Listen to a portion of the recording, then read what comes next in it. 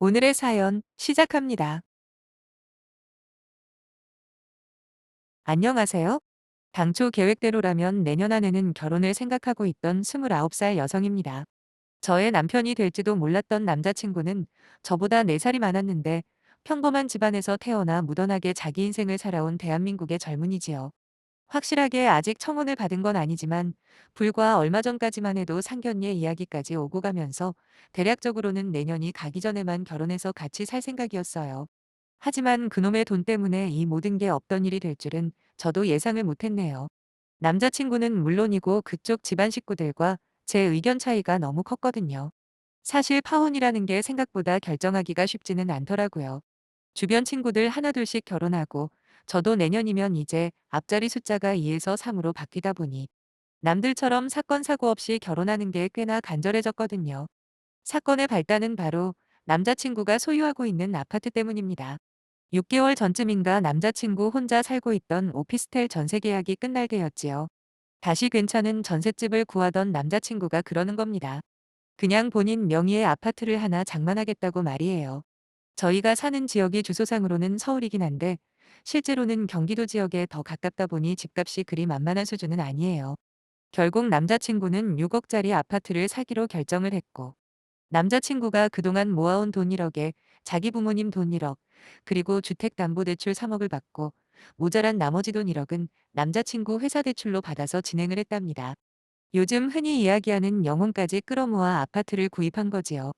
저희가 연애를 3년 정도 하기도 했고, 그러다 마침 남자친구가 집도 장만했기 때문에 겸사겸사 본격적으로 결혼 이야기가 자연스럽게 흘러나오더라고요. 아직 상견례나 양가인사 같은 공식적인 절차는 아무것도 진행된 것이 없었어요. 그냥 저희끼리 먼저 결혼에 대해서 진지하게 몇 번 대화를 나눠본 게 전부였습니다. 물론 남자친구 부모님과 일면식도 없었던 건 아니지만 여자친구로서 인사드린 거랑 예비며느리로서 찾아뵙는 거는 완전히 차원이 다른 문제잖아요. 그래서 슬슬 양가에 정식으로 인사도 다니고 상견례도 슬슬 준비를 하자 의견을 맞추고 있었지요. 아무튼 남자친구의 아파트는 지난달에 잔금을 다 치르고 이번 달에 그 집으로 들어가기로 되어 있었는데 이사 준비를 한참 하던 남자친구가 저한테 집안 살림을 전부 다 미리 맞춰달라는 게 아니겠어요?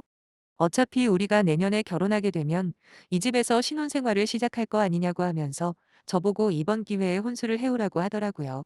원래는 남자친구가 혼자 자취방에서 쓰던 낡은 TV며 냉장고까지 그냥 그대로 들고 갈 생각이었다는데 우리가 결혼하면 조만간 다 버려야 하지 않느냐. 그럼 무슨 스티커까지 사서 다시 버려야 할 텐데 그 모든 과정이 훨씬 귀찮다고 말하더라고요. 그러니까 아예 혼수를 맞춰달라고 하는 겁니다. TV, 세탁기, 냉장고 같은 기본 살림부터 시작해서 최고급 게임기랑 컴퓨터, 거기다가 평소에 꼭 써보고 싶었다면서 스타일러까지 사달라고 하더군요. 참고로 저는 지금 살고 있는 집 계약이 내년 3월까지라서 그전까지는 집을 뺄 생각도 없고 뺄 상황도 아니에요. 여기서 한 가지 더 말씀드리고 싶은 게 있는데 지금 제가 사는 집은 회사랑 가깝기도 하고 남자친구가 매입한 아파트에 비해 여러모로 훨씬 좋은 조건이거든요. 남자친구가 애초에 아파트를 사면서 저한테 한마디 상의도 없었고요. 오직 자기 가족들이랑 남자친구 본인 마음대로 전부 결정하고 샀기 때문에 제가 만일에 그 집에서 산다고 가정을 하면 회사도 더 멀어지고 저희 부모님 집과도 훨씬 멀어지기 때문에 썩히 마음에 들지도 않습니다. 당연히 결혼도 안 하고 그 집에 미리 들어가 살 생각은 조금도 없고 말이죠. 그런데도 미리 혼수부터 해오라고 하는 남자친구의 말이 너무 황당했어요. 당연하게도 저는 반발을 했습니다. 무슨 소리냐고, 혼수는 우리 둘 사이에 결혼이 확정되고 난 뒤에 생각해 볼 거라 이야기했어요. 최소한 상견례는 끝나고 나야 진짜 결혼하는구나 하는 거지. 내가 왜 벌써부터 큰돈 써서 혼수부터 해야 하는 거냐 물어봤거든요. 아무리 생각해도 그건 좀 아닌 것 같다고요. 남자친구는 제 말을 듣자마자 본인에 대한 사랑이 그 정도밖에 안 되냐고 따졌고, 그렇게 저희는 사소한 말다툼을 시작했습니다. 처음엔 남자친구의 말이 농담 반 진담 반으로 하는 말인 줄 알았어요. 그런데 남자친구 반응을 보고 있자니 꽤나 진지한 말이었나 보더라고요. 며칠에 걸쳐서 혼수해달라는 말을 계속하더니 나중에는 남자친구 어머니까지 나서서 저한테 혼수를 해오는 게 뭐가 문제냐는 식으로 연락을 해오셨습니다. 어차피 조만간 결혼할 건데 뭐하러 번거롭게 일을 2번 하냐고, 그냥 이번 참에 혼수를 제대로 맞춰서 넣은 다음 저보고 그 집에 들어와서 살라네요. 아니 아들 가진 부모 입장에서야 쉽게 말씀하신다지만 결혼식도 올리지 않은 제가 남자랑 같이 동거부터 하는 게 간단한 일은 아니잖아요. 특히나 평소에 엄격한 편인 저희 부모님이 아신다면 절대로 허락 안 하시는 건 물론이고 엄청나게 화를 내실 게 뻔하거든요. 거기다 저도 지금 사는 집이 마음에 들기 때문에 최소한 계약 기간까지는 그대로 살고 싶습니다. 제 입장과 제 생각은 전혀 안중에도 없이 무작정 신혼살림 맞춰놓고 들어와서 같이 살라고 하면 얼씨구나 하고 제가 좋다고 하겠냐고요. 하도 같은 이야기를 하면서 말이 안 통하길래 답답한 마음에 저희 부모님께 상의를 드렸더니 단칼에 말도 안 되는 소리 집어치우라시대요. 아무리 세상이 많이 바뀌었다고 해도 결혼도 안 한 남녀가 한 집 살림한다고 하면 주변 시선도 안 좋을 거고 거기다 사람 일이라는 게 한 치 앞도 모르지 않냐면서 모름지기 살림을 합치는 건 순리대로 결혼식하고 혼인신고까지 하고 난 뒤에 하라셨어요. 그러면서 저희 부모님께서 한 가지 아이디어를 생각해내셨는데 그건 바로 남자친구가 아파트를 살 때 진 빚 2억 원을 제가 갚아버리고 아파트 명의를 공동명의로 돌리는 거였지요. 집을 공동명의로 한 후에 결혼식에 들어가는 비용과 혼수는 우리 두 사람이 정확하게 반반씩 나누자 했더니 이 말을 들은 남자친구가 어처구니 없는 소리라며 방방 뛰더라고요. 집값이 6억짜리인데 어찌 달랑 2억 내고 공동명의에 운운하냐고 말이죠. 그러면서 저뿐만 아니라 우리 부모님까지 같이 싸잡아서 염치 없는 사람으로 모는데 아니 말이야 바른 말이지. 그 6억 집값 중에 은행 대출이랑 자기 회사에서 받은 대출 합치면 4억 원입니다. 그럼 그 대출받은 금액은 결혼하고도 자기 혼자 갚을 생각인가요? 보통 상식을 가진 사람이라면 응당 부부가 힘을 합쳐 집 대출을 갚는 게 당연한 거잖아요. 이번에도 남자친구랑 말다툼 끝에 집 공동 명의를 안 해줄 거면 나도 결혼하고 나서 아파트 대출금에 일절 관여하지 않겠다고 선언을 해버렸습니다. 결혼을 진짜 할지 안 할지는 모르겠지만 혹시라도 우리가 부부가 되면 돈 관리는 철저하게 따로 하자 그랬더니 그 말을 들은 남자친구는 오히려 그런 저를 비웃으면서 그러는 겁니다. 공짜로 자기 집에 얹혀 살 생각하지 말고 저더러 혼수의 결혼 비용까지 책임지는 건 물론이고 거기다가 추가로 매달 자기한테 50만 원씩 월세를 내라 하더군요. 진짜 태어나서 이런 경우는 처음 겪어봅니다. 세상에 결혼하는 상대 배우자한테 월세를 내라고 하는 사람이 어디 있냐고요. 그때부터 또다시 저희는 싸우기 시작했고 결국 헤어지기 직전까지 사이가 안 좋아졌어요. 그러다 이러다 진짜 헤어지겠다 싶었는지 남자친구가 굽히고 들어오더라고요. 일단 모든 계획은 원점으로 돌리기로 하고 상견례부터 신경 쓰자고 하길래 약간 마땅치 않은 부분이 있긴 했지만 그동안 사귀어온 정을 봐서라도 한 수 접어주기로 했습니다. 하지만 불과 며칠이 지나지도 않아 남자친구가 또 제 속을 뒤집는 겁니다.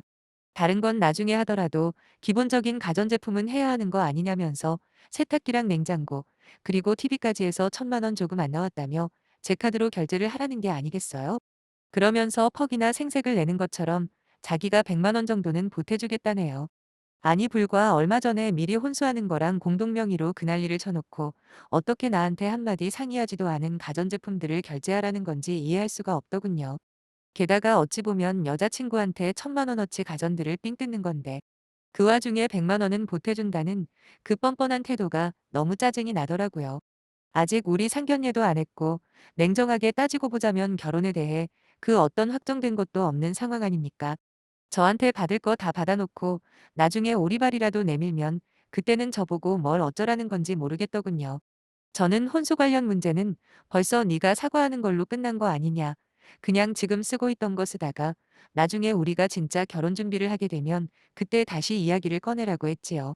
당연히 저희는 원점으로 다시 돌아가서 싸우게 되었고 남자친구는 뭐가 그렇게 화가 났는지 저보고 생각을 해보라고 번듯한 집까지 있는 신랑감 구하기가 쉬운 게 아니라며 집을 샀는데 가전제품 살림살이 아무것도 없이 혼자 지내야 하는 게 말이 되냐 따져 묻더라고요.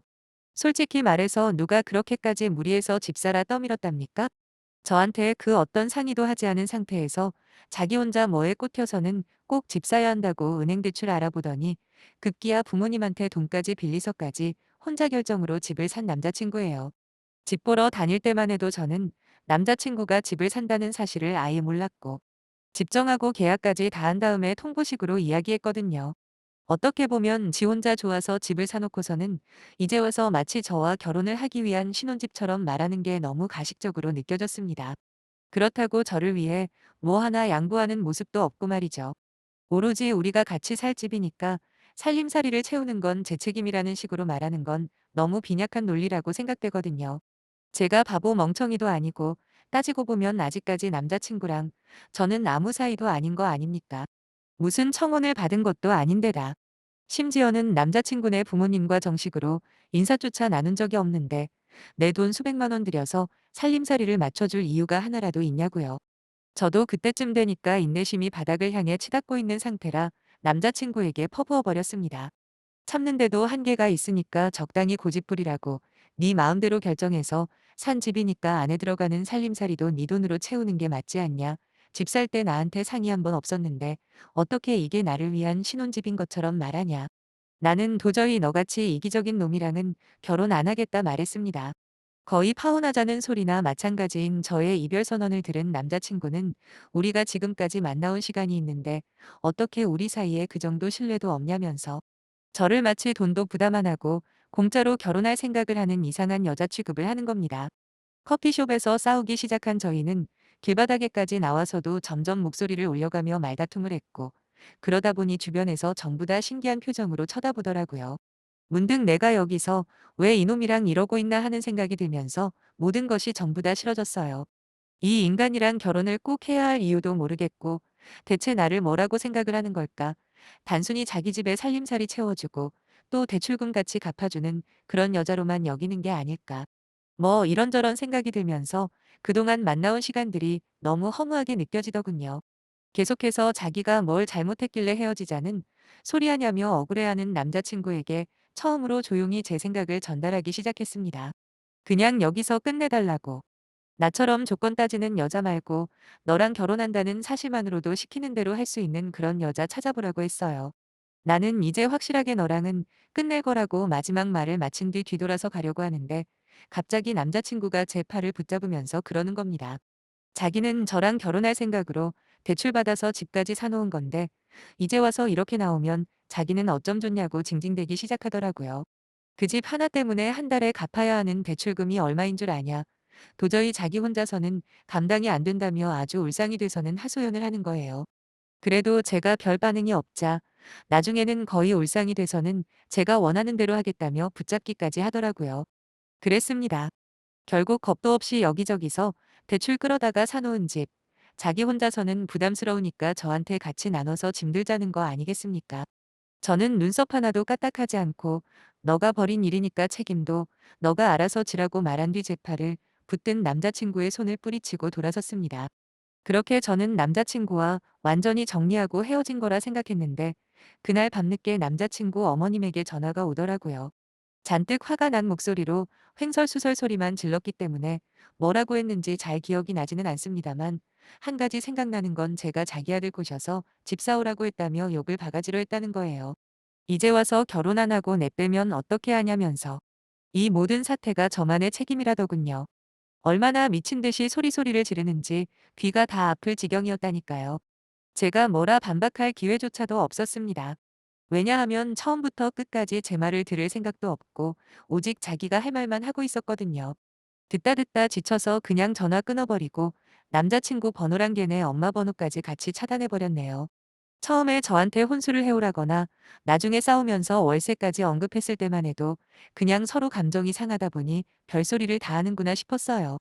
하지만 실체를 알수록 이 정도 수준의 막장일 줄은 꿈에도 몰랐네요. 비록 서로 볼 꼴 못 볼 꼴 보이면서 끝이 안 좋게 마무리되긴 했어도 이렇게라도 남자친구가 그 가족들의 본 모습을 결혼 전에 알게 된 게 천만다행이라고 생각합니다. 집이야 지금 제가 살고 있는 회사 근처 전셋방만 해도 저 혼자 살기에는 충분하고 만약에 아파트에 살고 싶다 해도 제가 제 힘으로 대출받아서 사도 충분할 것 같아요. 자기가 6억짜리 아파트를 사온다 하면 제가 벌벌 떨면서 혼수부터 결혼 비용까지 갖다 바칠 줄 알았나 보죠? 그중에 갚아야 할 빚만 4억인데 제가 미쳤다고 그 집에 들어가서 평생 빚 갚으며 살겠냐고요. 그렇게 싸우고 헤어진 뒤로 지금까지 한 번도 후회해 본 적 없고 차라리 잘 됐다고 생각해요. 남자친구가 하자는 대로 미리 혼수부터 맞춰줬으면 진짜 제 인생 대차게 꼬일 뻔했습니다. 다시 한번 미리 본색을 보여준 남자친구에게 고맙다는 마음뿐입니다. 저보다 멍청한 여자 만나서 같이 대출금 갚아가며 등신처럼 살길 바래요.